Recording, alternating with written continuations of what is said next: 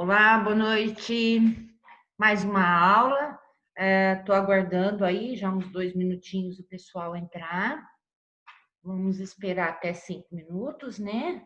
Que a gente já está começando a aula um pouquinho já avançado da hora, já para evitar atrasos. Mas vamos aguardar os alunos aí mais 5 minutos. Opa, apareceu. Yasmin. Vamos aguardar.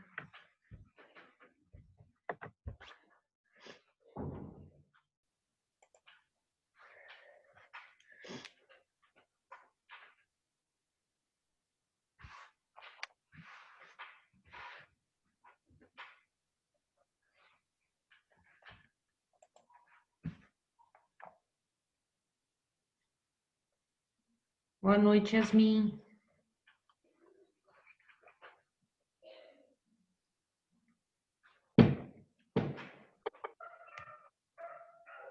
Oi, Polly. Oi? Tudo bem? Tudo, e você? Sim, também. Ai, hoje eu tô bem de boas mesmo. Tranquila. Você não tá com frio, eu ainda tô com um pouquinho de frio, hein? Não, aqui no meu quarto é quentinho. Minha casa é gelada. Não, No, aqui é bem quentinho. no inverno é muito Só no frio. meu. Aham.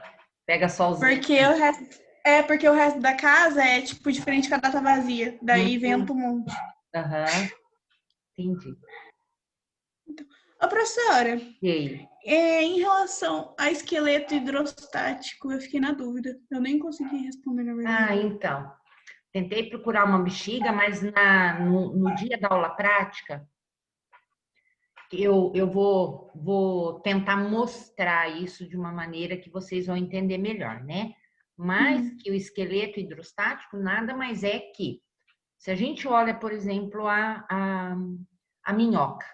A minhoca tem os metâmeros e cada metâmero dividido por seu septo, né? Existem aquelas membranas, então, separando esses metâmeros. Então, a gente olha como que um compartimento separado de outro, né? E que dentro desses metâmeros tem os órgãos, né, lá dentro, e a gente tem o celoma, que é o espaço onde esses órgãos ficam ali dispostos. Além do celoma, existe um líquido celomático também, para banhar todos esses órgãos e tudo mais. A gente sabe que tem musculatura circular e musculatura longitudinal. Então, a gente tem tanto uma musculatura, né, agonista, quanto uma antagonista. Uma vai agir diferente da outra.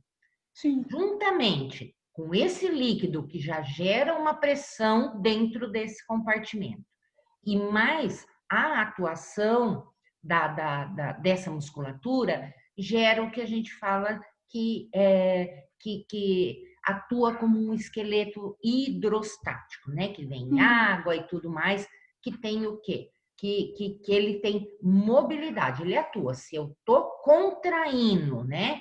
Estou usando a minha musculatura circular para contrair. Se eu contraio aquele metâmero, ele vai atuar nos metâmeros vizinhos.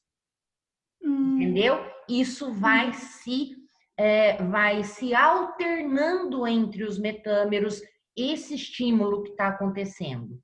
Então, enquanto eu tenho a contração nesse e talvez no próximo, os outros estão o quê? Atuando ao contrário. E então eles estão se distendendo. Então, isso de contrair e estender ajuda, por exemplo, a minhoca a escavar e a caminhar. Sim. Ela vai para frente, né? Sempre que Uhum. treme aqui, estica lá, ela vai para frente. Para, faz de novo essas ondas de contração, vai escavando, tá? É como se Porque eu eu ficasse tinha. uma bexiga, espremo aqui, ela vai atuar para cá, Ah, tá? e no caso, eu tinha visto no caso de animais marinhos, no caso para dar estabilidade para eles, tipo, o corpo ficar mais, digamos, rígido, seria É, igual à água marinha. porque tem pressão também, né? Pressão da água sobre o corpo desses animais, né? Então, esse líquido dentro corporal, esse esqueleto hidrostático, né, ajuda, então, a eles se manterem nesses ambientes, né? Não explodirem, né? Entrarem em um equilíbrio também, tá? Tá. Bom, vamos lá compartilhar, senão a gente não faz. O nosso é esse aqui. Então, hoje, pessoas... A Yasmin, será que não conseguiu entrar? Acho que ela entrou e caiu. Tá, ela falou que ia atrasar, vai atrasar. Tá bom. Bom, então vamos lá. Primeiro filo, então, que a gente vai ver desses anelídeos é a classe poliqueta, tá? Então, a gente dá início aí com esses primeiros organismos, então, como parte desse filo aí bastante importante e que traz bastante inovações também, tá? Então, vamos lá. A gente sabe que existe essa divisão dentro do filo Annelida, né? Onde nós temos a classe poliqueta, que é a primeira que a gente vai olhar. Clitelata a gente vê logo em seguida. E os poliquetos, olha, são aquáticos marinhos, então. A gente encontra em ambiente marinho. A gente tem 2 grupos, então, dentro dessa classe a gente tem 2 ordens, né? Existem algumas outras diferenciadas, mas a gente trata dentro dessas 2 aqui, que são os errantes e os sedentários, né? O errantia e a sedentia, onde a gente vê que os errantes são os poliquetos que vão se locomover mais, né? Já tem essa mobilidade maior dentro do ambiente em que eles vivem, e a ordem sedentia já está aqui no nome, dizendo que eles são mais sedentários, né? Então, vivem lá dentro dos seus tubos, ou até mesmo feitos na areia, né? Então, ficam lá quietinhos e muito dificilmente eles saem, então, desses como é que fala? Dos buraquinhos mesmo que eles fazem, tá? Bom, então, esse aqui é um dos representantes, né? É o Vermocane, é um errante, então, bentônico, que é um poliqueto também, muito bonito, normalmente eles são bastante coloridos, tá?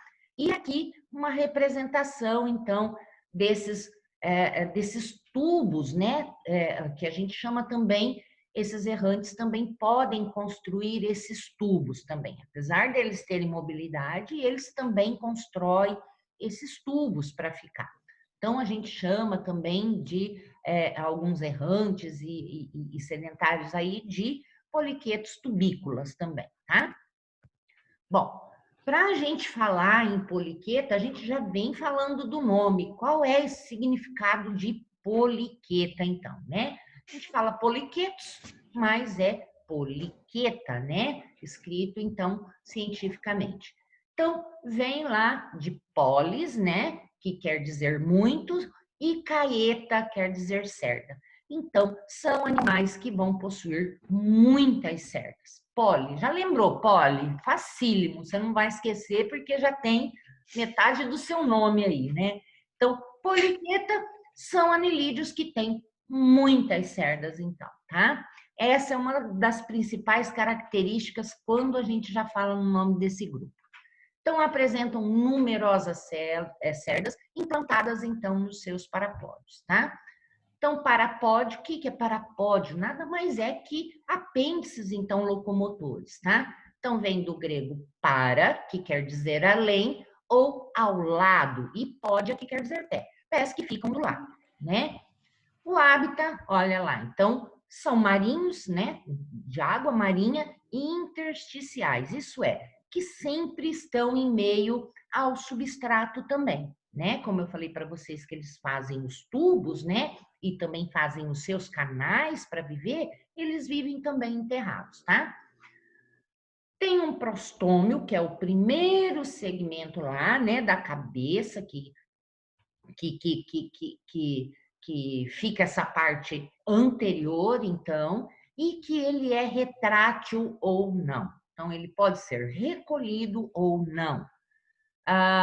cerdas, vai ter nesse local, palpos e mandíbulas quitinosas. Então, eles vão ter essas peças ali participando dessa parte mais anterior, então, tá? Essas mandíbulas como se fossem mesmo garrinhas, né? Que ficam ali nessa parte cefálica. Alimentação por ciliação, coroa tentacular, pode ser retraída também. Parapódios, locomoção, e além de parapódios fazer a locomoção desse animal, tem uma outra função também que é primordial, que é a respiração. Esses parapódios são extremamente irrigados, né? Com vasos sanguíneos, e a cutícula, então, permite essa troca gasosa entre a água, o meio ambiente e o corpo também desse animal, mais propriamente dito, nesses parapódios, então, tá? Então, propriedades, duas funções para esses parapódios, que é locomoção e respiração. Esses parapódios vão possuir lobos, isso é, né, partes ali diferenciadas, onde eles vão ter cirros, como se fossem alguns espinhos, né? E as cerdas, principalmente, vão estar presentes aí nessas estruturas de locomoção. Por quê? Porque essas cerdas também, olha, dos parapódios e os parapódios vão ser utilizados para rastejamento através de ondulações corporais. Então, a movimentação desses parapódios, né, vão ser realizadas, é lógico, através de musculaturas, né, oblíquas ali, ligadas a esses parapódios, e que promoverá, então, essas ondulações corporais, então, e, consequentemente, a movimentação desses parapódios. Brânquias em alguns para respiração, tá?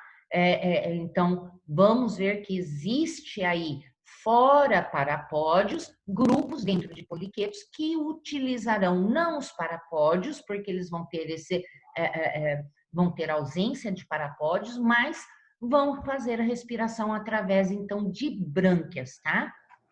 Presença de pigmentos respiratórios, como a hemoglobina, clorofluorina e eremitrina.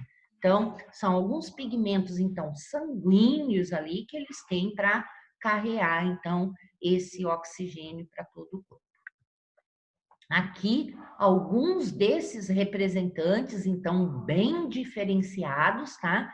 Dentro da classe poliqueta, e que a gente vai mais, assim, que a gente tem alguns espécimes lá no laboratório em relação a essa aqui, tá? Este e este aqui. Este aqui é esse aqui, tá? Então, nós temos mais este e este aqui, e que se der certinho, eu vou tentar fazer um vídeo dessa aula para a gente dar uma olhadinha, tá? Mas existem ali alguns muito bonitinhos. Olha que verdinho esse. É que depois, quando a gente concentra eles no álcool, né? Eles acabam perdendo a cor. Então, é até uma pena mesmo. Bom, para a gente, então, conhecer um pouco mais sobre a anatomia e a morfologia desses animais, então, a gente apresenta aqui. A gente falou de peristômio, de prostômio, mas onde fica isso? Como é isso, né? Então, aqui a gente tem esses animais, mostrando principalmente essa parte anterior, né? Onde, então, a gente tem o prostômio. Então, nesse prostômio, a gente tem presença, olha lá, de ocelos, né? Que normalmente para esse grupo também será mais para captação de luz, né? Fotorreceptor. Vamos ter cirros peristomiais ou tentáculos, né? Peristomiais.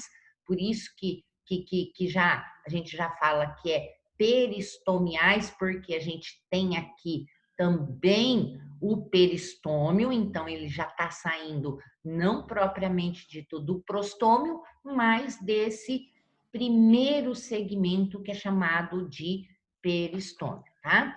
Bom, Aqui, olha, a gente vai ter antenas, né? E normalmente, então, a gente vai ter também as mandíbulas mais pro lado de baixo, olha aqui. Então, são mandíbulas que vão sair e normalmente elas acabam ficando escondidinhas, né? Em alguns grupos. Olha aqui como essa faringe, olha, ela pode ser retrátil, tá? Aqui ela está distendida e aqui ela foi retraída, então. Então, entra ali essa parte da faringe, né? Essa probóscide toda entra, se resguarda, então, para dentro aqui do peristônio. Aqui, olha, igualzinho que a gente tem lá no laboratório, bem legal da gente ver isso na aula e depois ver em aula prática, né? Que nós temos, então, ele representado e que vocês podem ver bem tranquilamente essas estruturas, então. Então, a gente consegue ver, olha, pálpos labiais, que são estruturas bem grossas, tá? Já apresento como se fosse mesmo, olha, em forma de gota aqui, né? Logo, nós temos as antenas, ou chamadas também de tentáculos, temos os cirros, ou ainda chamados também de tentáculos peristomiais. Os ocelos, a gente consegue enxergar essas manchas, então, e o peristômio, que é o primeiro segmento verdadeiro, como eu falei para vocês, tá? O prostômio, olha lá, é tudo que contém os ocelos, antenas, né? Os pálpos labiais. Só que isso aqui não é considerado um segmento verdadeiro. O primeiro segmento verdadeiro dentro dessa constituição corporal de poliquetos é o peristômio. É esse aqui, tá?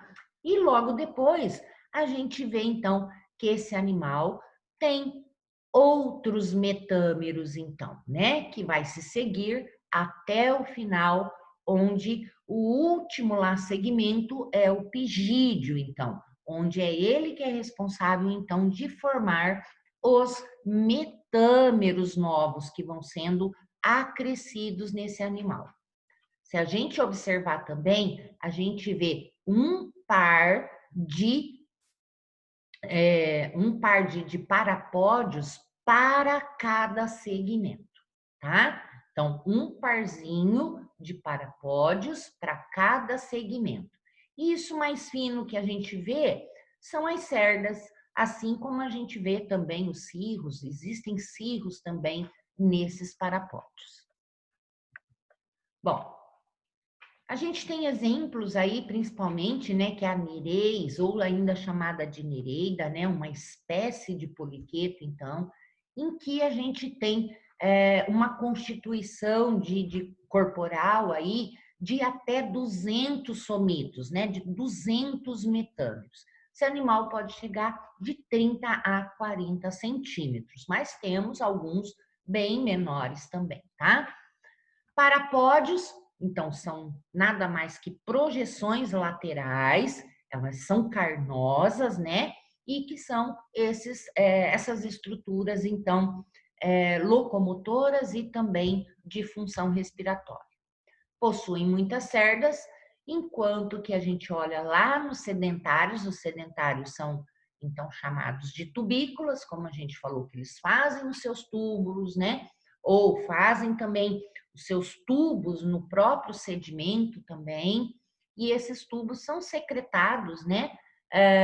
Ou galerias também, né? Feitas nesse substrato permanente. Então, eles vivem lá quietinhos dentro desses locais aí que eles ficam protegidos. Já os errantes são pelágicos, tá? Então, isso vivem lá, nadam na coluna d'água, mas também são cavadores ativos também. Podem cavar os seus túneis e as suas galerias também.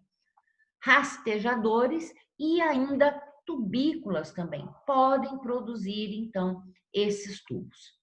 São carnívoros e coletores de partículas. Essas partículas, o que são? Plâncton, que está ali na água, ou detritos, né? Animais que estão ali se decompondo, geram todas essas partículas alimentares e que são recolhidas, então, pelos poliquetos, então, coletores de partículas, tá? Dentro de reprodução, a gente, então, discrimina esses animais como tanto dioicos quanto monóicos também. E o desenvolvimento que ocorre dentro desse grupo é indireto com formação de larva. Essa larva também, parecida com de outros grupos que a gente viu, também é uma larva do tipo trocófora, tá? Onde ela tem toda aquela roda de cílios, onde essa larva tem uma mobilidade, então, para chegar até onde ela vai ela desenvolver e começar a ser ou um errante ou um tubícola, então. Aqui, olha, mostrando especificamente os parapódios, então, laterais, tá? Onde eu tenho um metâmero iniciando aqui, terminando aqui, e eu tenho o parapódio desse lado e do outro lado também, tá?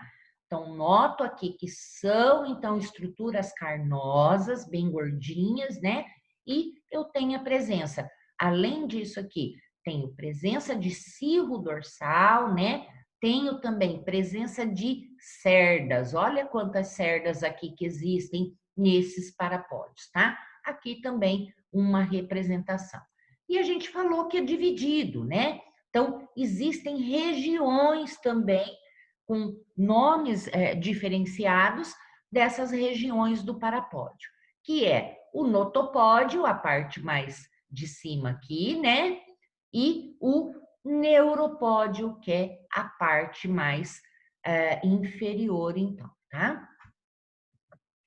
Aqui a mesma coisa, mostrando, então, né, esses parapódios laterais, então, o notopódio, que normalmente é maiorzinho, e o neuropódio, que é um pouquinho menor, e que a gente pode ver aqui, olha, que para cada metâmero teremos, além das musculaturas normal circular e também longitudinal, eu preciso de mais alguma coisa aí para ajudar nessa movimentação desses parapódios.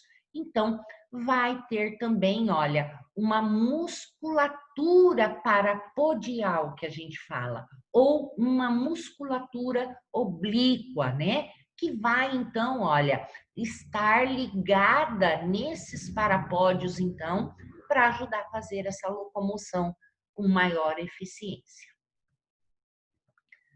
Aqui a gente, né, uma continuação, então, desse tipo de locomoção, que a gente falou que ele se locomove por ondas, né,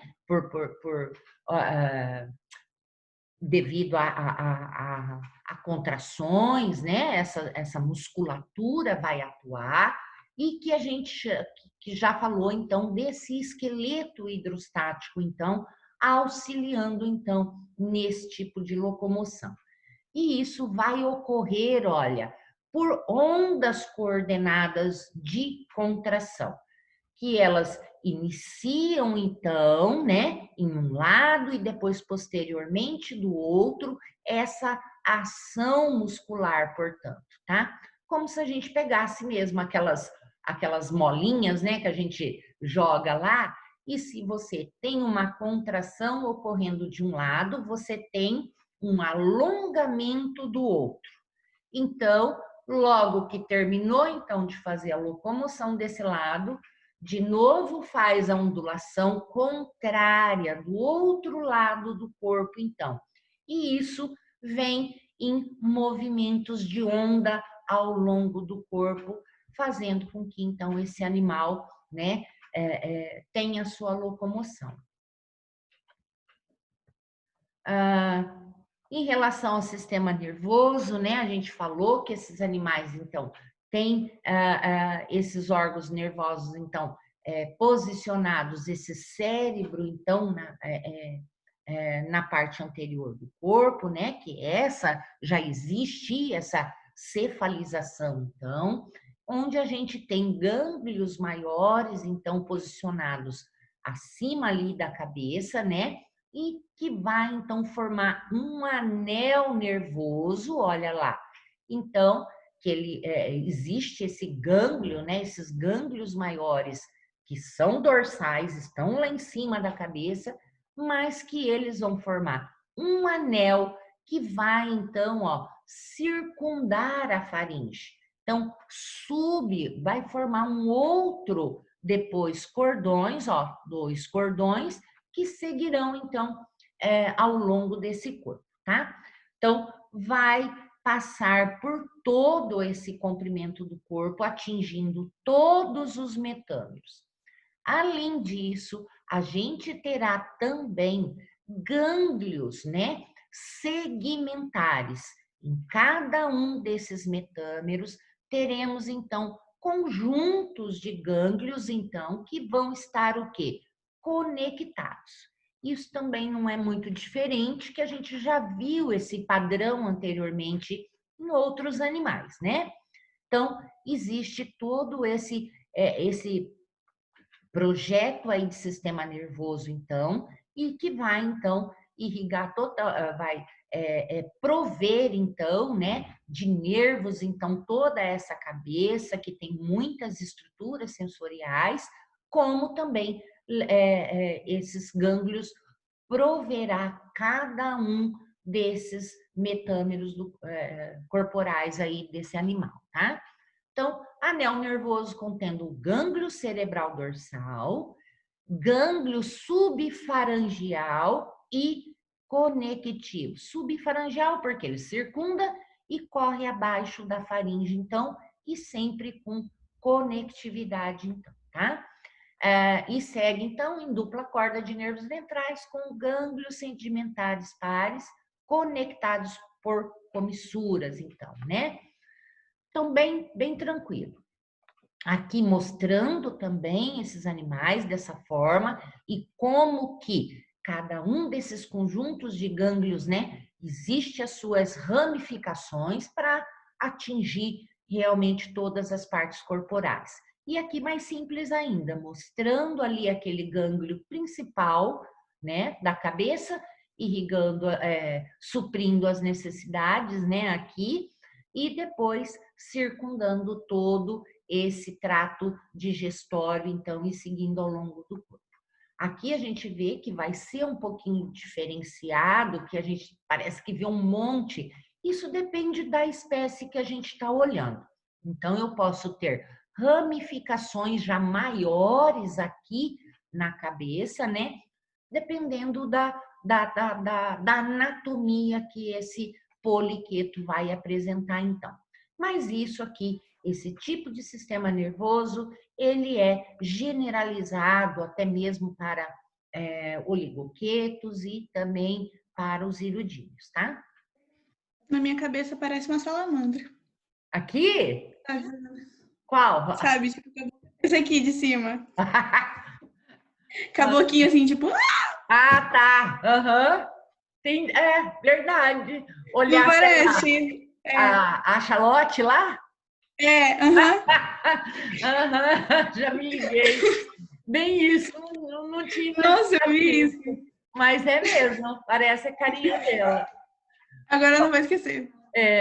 Aqui também, ó, só outra mesmo representação aí mostrada, tá?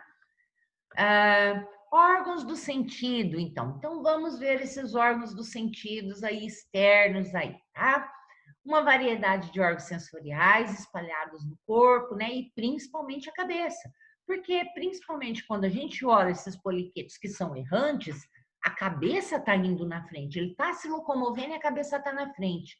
Então, ele precisa sentir e ter esses estímulos do ambiente logo de frente, né? Então, olha lá, vamos ter os olhos, que são manchas ocelares ainda, né?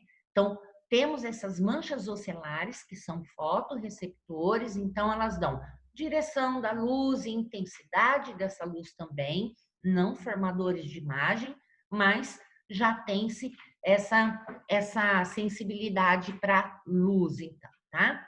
Órgãos nucais, que são quimioreceptores. Então, pode ser fendas que a gente encontra na cabeça desses animais, né? Algumas depressões, às vezes elas são muito suaves, não são tão visíveis a olho nu, é necessário até mesmo uma microscopia eletrônica em alguns para que se veja realmente essas depressões, mas que elas existem, né? E internamente elas têm toda uma composição realmente de células sensoriais que vão levar esses estímulos, então. E estão presentes no prostômio, tá? Estatocisto. Então, são georreceptores para orientação e equilíbrio. Então, aquele mesmo sistema também de se ter aquela célula, então, que vai, ou com gel e ciliada, né, ligada às células sensoriais, que fazem, então, conforme esse animal está nadando ou caminhando, que ele tenha o seu equilíbrio corporal, a sua orientação de posição, então. Cirros tentaculares, né, são também sensoriais, esses cirros são extremamente sensoriais e sensíveis, então, a qualquer estímulo. Aí vamos para o sistema circulatório. Então, tomamos como exemplo a Nereis, principalmente, né? Onde a gente vai ter um vaso principal, então dorsal, tá? Que ele vai correr também ao longo do corpo, e um vaso ventral também ao longo do corpo. Então, normalmente, o vaso dorsal vai levar sangue para a região anterior e o ventral sangue para a região posterior. Então, a gente vê que isso está ramificado aqui bastante e interligado, inclusive, à circulação dos parapódios, onde falamos que são estritamente ali irrigados para que possa ser utilizado para o papel da respiração, tá? Então, redes circulatórias ou vasculares nos parapódios, nos septos, no intestino todo, olha. Redes vasculares anteriores desenvolvidas ao redor da faringe e muscular e da região do gânglio cerebral, arcos aórticos, corações para impulsionar o sangue, não são corações propriamente ditos, né, mas locais de maior contração que vão bombear esse sangue, promover o bombeamento e a presença de pigmentos nesse líquido então sanguíneo, né, que não é um sangue propriamente dito, mas que vão ter então pigmentos já como hemoglobina, cloroclorina e meritrina que vão então carrear aí partículas de oxigênio e outras mais. Aqui, outro exemplo de poliqueto, né? Em glicera, por exemplo, onde nós falamos desses septos que fazem a divisão, então, de cada metâmero. Glicera, que é essa daqui, olha, ela tem esses septos presentes, mas eles são incompletos, tá? Então, o fluido celomático assume a circulação. Como ela tem a presença incompleta desses septos, então o fluido celomático tem que ser maior e mais otimizado, então, para determinar uma pressão para que essa circulação ocorra com maior eficiência, então. Porque a gente sabe que musculatura, tudo está envolvida nessa corrente sanguínea, né? Nessa força de bombeamento sanguíneo. Excreção, primitivamente com um par de nefrídeos por segmento, tá? Exceto no primeiro e no último somito, não temos presença, então, de metanefrídeos. Então, a gente falava até aqui de nefrídeo e esses grupos agora têm metanefrídeos, tá? Então, um nefrídeo muito mais elaborado, mais complexo, tá?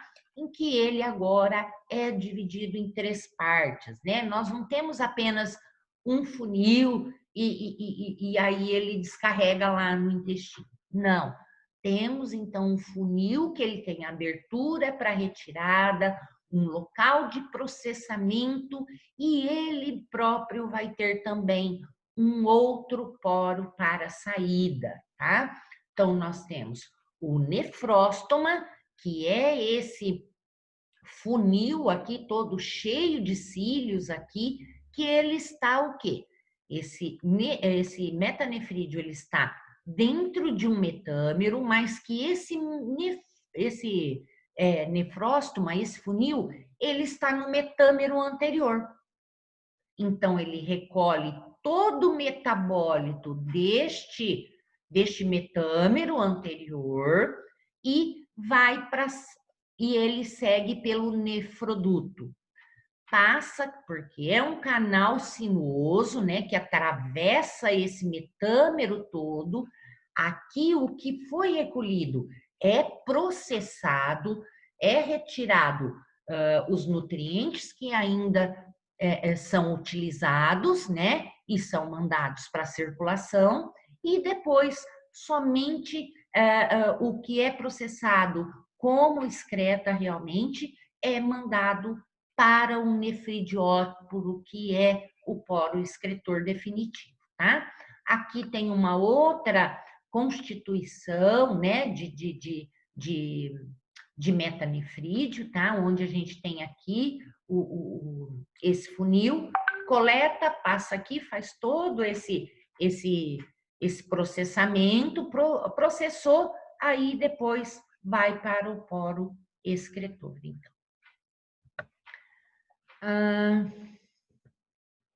Será que é só isso?